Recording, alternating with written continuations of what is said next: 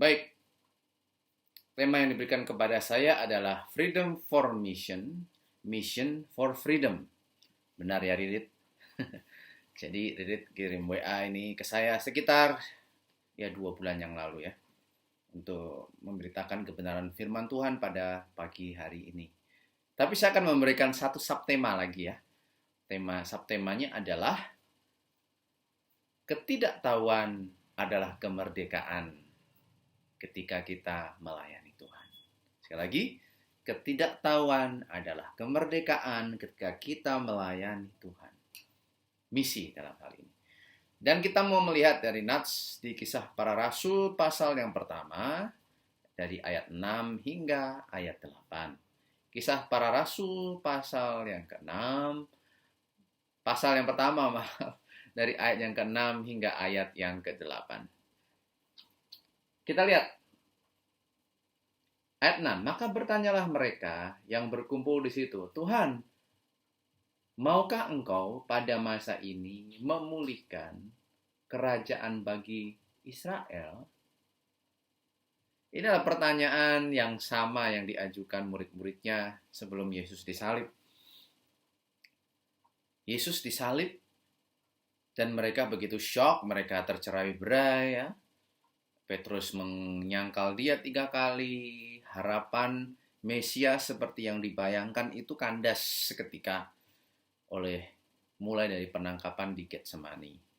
Yohanes Pembaptis juga pernah mengalami ini ketika dia mengutus murid yang bertanya, apakah engkau Mesias itu? Atau kami harus menunggu yang lain? Padahal Yohanes Pembaptis sudah membaptis Yesus ya, sudah berkata inilah anak domba Allah. Tapi banyak yang menafsirkan juga Yohanes Pembaptis belum begitu mengerti ya. Pada waktu itu fungsi Mesiasnya apa? Seperti itu ya. Jadi makanya dia menanyakan, apakah engkau Mesias itu atau kami harus menunggu yang lain? Seperti itu. Kita semua bisa mengalami itu, tapi terutama murid-muridnya setelah lihat Yesus bangkit pun masih memiliki pandangan yang sama bahwa dialah yang akan memulihkan Israel. Teman-teman harus tahu ya, kalau ikut kelas saya ya, berkali-kali kita lihat kejatuhan Yehuda, didahului dulu oleh kejatuhan Samaria ya. Dan kemudian Makedonia datang, Persia ya. Setelah Babel membuang mereka, kemudian Persia, kemudian 70 tahun kemudian dari pengasingan dibawa pulang kembali. Kemudian datanglah Persia jatuh oleh Alexander Agung, Makedonia. Datanglah Romawi, kekaisaran Romawi dan menjajah Yudea dan sekitarnya. Saya pikir kemungkinan besar orang Israel itu kebingungan, terutama para nabi atau rasul-rasul ya. Terutama sebelum menerima Roh Kudus. Seperti itu. Makanya pertanyaannya sama. Bener gak sih kamu itu Mesias gitu ya, yang akan memulihkan Israel? Udah bangkit? Oh pasti dong, sekarang saatnya. Tapi Yesus menjawab dengan jawaban yang apa adanya. Ayat 7 jawabnya, engkau tidak perlu mengetahui masa dan waktu yang ditetapkan Bapa sendiri menurut kuasanya. Jadi mungkin Yesus tuh Yesus itu Tuhan ya. Kalau manusia, bro, radong-dong kamu itu. Nggak paham ya. Bahkan aku mati, bangkit lagi, kamu masih nanya ini. Tapi Yesus adalah guru yang baik bagi murid-muridnya ya. Dia berkata, engkau tidak perlu tahu masa dan waktunya. Ya, jawabannya apa? Pertanyaannya apa teman-teman?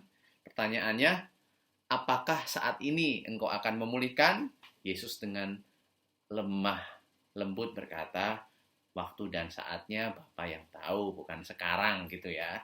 Tapi Yesus menjawab jauh lebih penting daripada pertanyaan soal pemulihan Israel sebagai kerajaan di bumi ini. Ya, kerajaan politik, kerajaan yang konkret gitu ya. Yesus punya pikiran sendiri. Begitu juga Tuhan, Allah Bapa ya. Karena Yesus merujuk itu kepada ayat Allah Bapa di ayat 7. Jawabannya ayat 8. Mari kita lihat. Tetapi, bro, daripada kamu tanya-tanya Israel kapan bebasnya, merdekanya, ya, freedomnya itu kapan, gak perlu tahu. Justru ketidaktahuan itu, aku kasih tahu sesuatu yang lebih penting dari itu untuk saat ini. Ayat 8. Tetapi kamu akan menerima kuasa kalau Roh Kudus turun ke atasmu. Dan kamu akan menjadi saksiku di Yerusalem dan di seluruh Yudea dan Samaria dan sampai ke ujung bumi. Teman-teman, inilah yang Yesus sampaikan kepada murid-muridnya. Ketika ditanya oleh murid-muridnya, kapan ada pemulihan? Seperti itu. Kadang kita mempunyai ide atau mempunyai gagasan untuk melakukan suatu hal atau menginginkan sesuatu seperti itu. Ya. Misalnya mahasiswa-mahasiswi ini yang lagi gandrung pengen pacaran. Kan saya udah bilang berkali-kali toh di kelas, mahasiswa-mahasiswa semester 1 tuh baru kuliah, kok bisa-bisanya tega-teganya kamu pacari itu piye toh? Itu nggak memerdekakan mereka itu, mengganggu mereka. Yang nunduk kepalanya ke bawah itu yang oknum ya. Jadi teman-teman, orang mungkin bertanya, kapan ya saya itu dapat jodoh ya? Kapan saya dapat? Kenapa dapat jodoh ya? Alasannya kan banyak ya, supaya nggak ditanyain lagi sama orang tua, supaya saya nggak jomblo sendiri ya, STMJ semester 3 masih jomblo, parah STMJ semester 7 masih jomblo, seperti itu.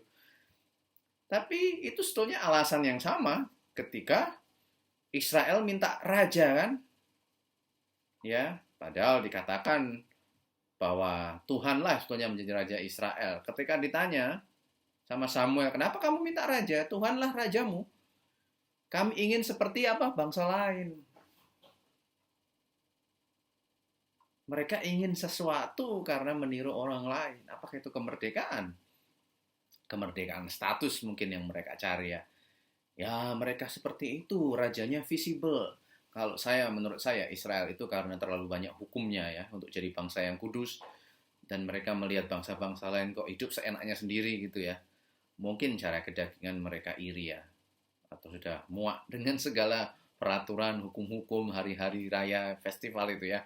Sama seperti kamu juga mahasiswa. Dan saya juga pernah mengalami saat, saya tuh rasanya tidak merdeka, tidak sejahtera kalau tidak pacaran. Kalau jomblo, semester 7 masih jomblo, STMJ kan kasihan banget. Teman-teman dulu waktu saya kuliah S1, sekuler ya. Waktu itu saya udah jomblo berapa tahun ya? Baru 2 tahun ya, putus. Terus 2 tahun, saya fokus sama skripsi. Lalu ada malam pelepasan ya, teman-teman, malam pelepasan. Malam pelepasan itu semua ada gandengannya ya, kecuali aku. Itu pas gladi bersih ya. Terus saya mikir, wah malu dong saya. Saya akhirnya ada teman baik, cewek ya. Kita akrab ya, seneng gitu. Terus saya SMS dulu, nggak ada WA, SMS. Hei Dok, temenin aku ya. Untuk apa? Dampingi aku di malam pelepasan. Dia nggak bales sampai selama itu, maksudnya saya SMS tuh dan saya jadi teman baiknya, dia nggak membales sampai sekarang ya. Ya sekarang kan saya udah nikah, tapi intinya kelihatannya dia salah paham. Malang banget kan? Wes jomblo, ngajak uang gue ngancani yo ditolak kan ya, seperti itu. Aduh, rasanya stres seperti itu. Ya, jadi kita punya pikiran sendiri apa yang kita inginkan. Kemerdekaan apa dari tuduhan-tuduhan jomblo seumur hidup ya, macam-macam status ya. Israel jelas merdekanya dia adalah ingin seperti bangsa-bangsa lain yang sebetulnya merupakan suatu kekonyolan. Murid-muridnya juga sama pada konteks Kisah Para Rasul itu. Israel itu Tuhan. Ayo, engkau sudah disalib ya, ekspektasinya salah gitu ya. Yang aneh mereka masih berekspektasi salah gitu terus diterusin. Mereka berpikir sama seperti orang yang menyalibkan Yesus, nggak paham. Tapi Yesus lemah lembut. Yesus paham ada sesuatu yang lebih penting dari kerajaan dunia ini, yaitu kerajaan surga. Menyebarkannya hingga ke ujung bumi, Matius 24 ayat 14. Dan seluruh bangsa mendengarnya hingga nanti berakhir kesudahannya. Makanya itu berhubungan erat dengan ayat 8. Teman-teman, bukankah kemerdekaan ketika kita melakukan misi atau pelayanan atau kuliah itu harus didasari oleh pengetahuan yang benar?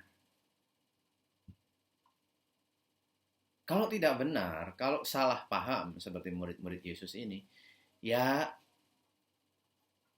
maka pada ujungnya akan kecewa. Maka pada ujungnya akan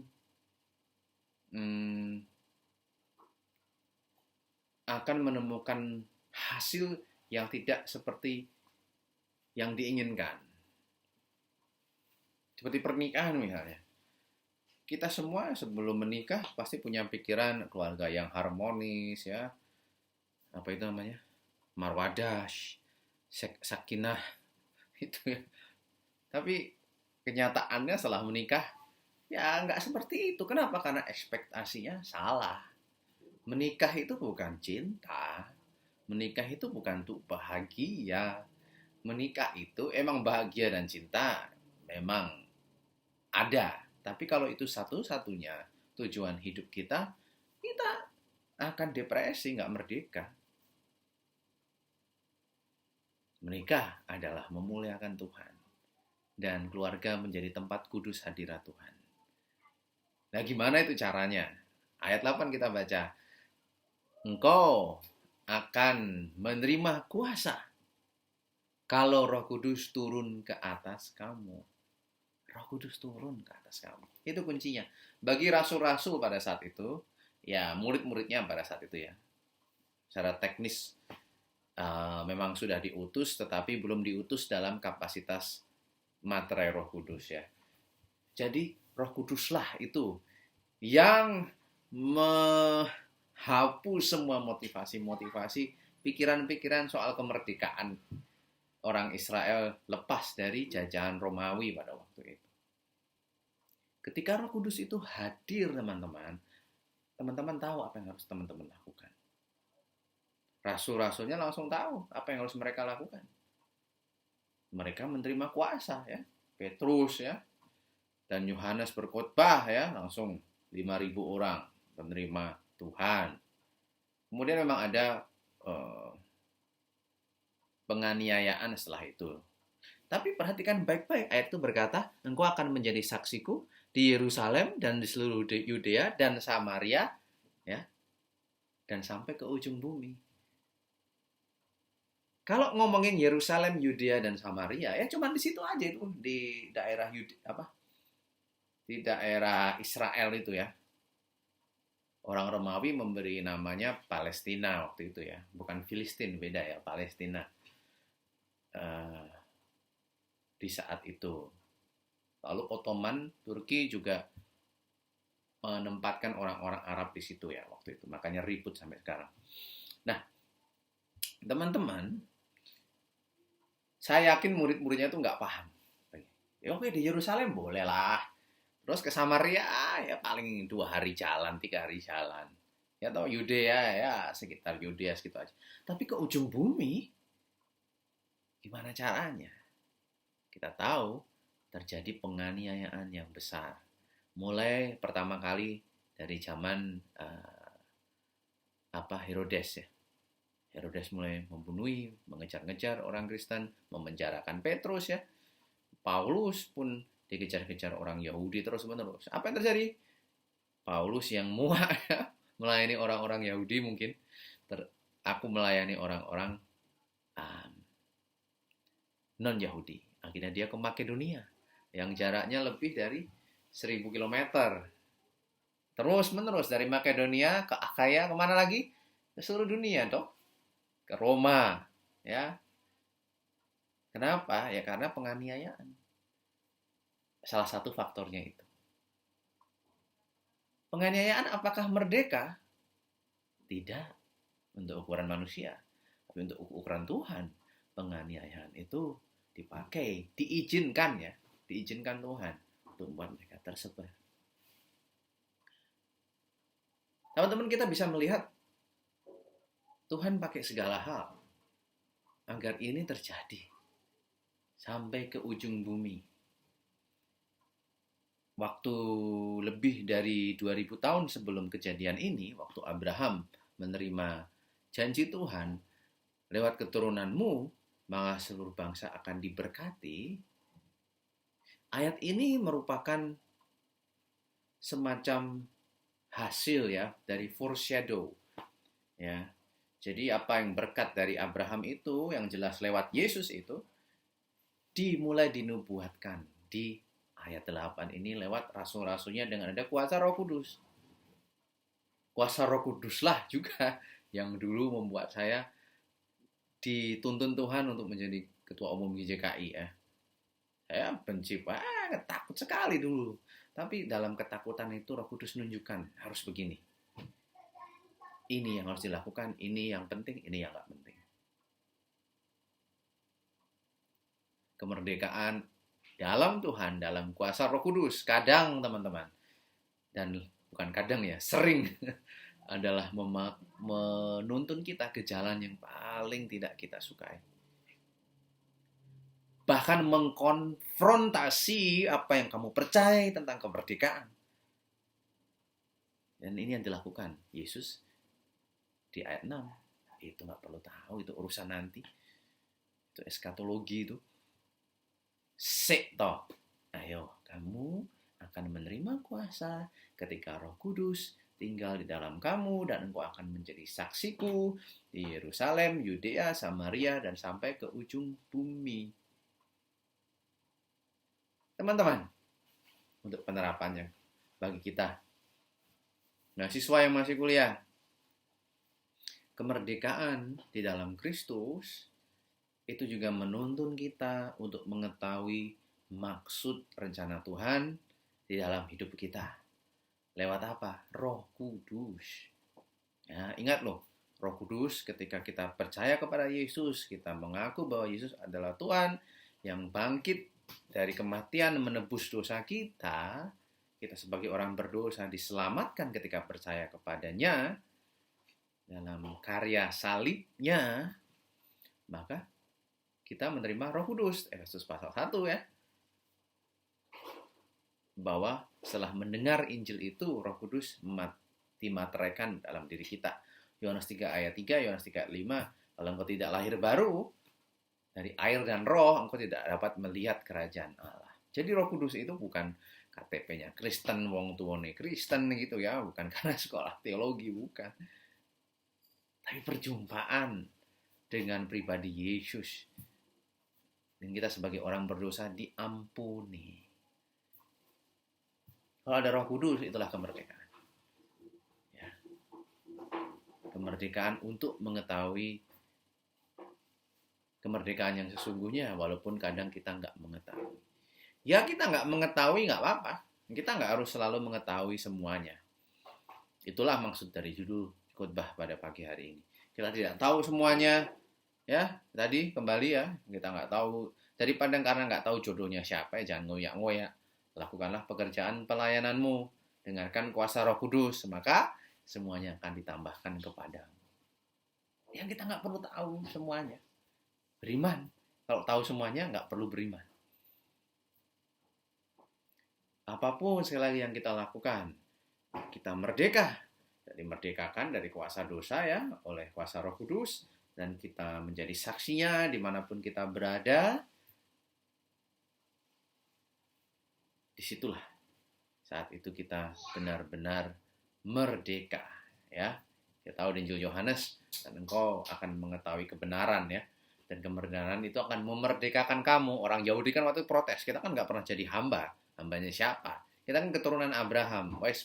Bukan itu. Yesus bilang, ketika menjadi murid Yesus ya, tinggallah di dalamku ya, dalam kebenaran itu, mengenal aku Yesus, kebenaran Yesus ya, bukan kebenaran kita,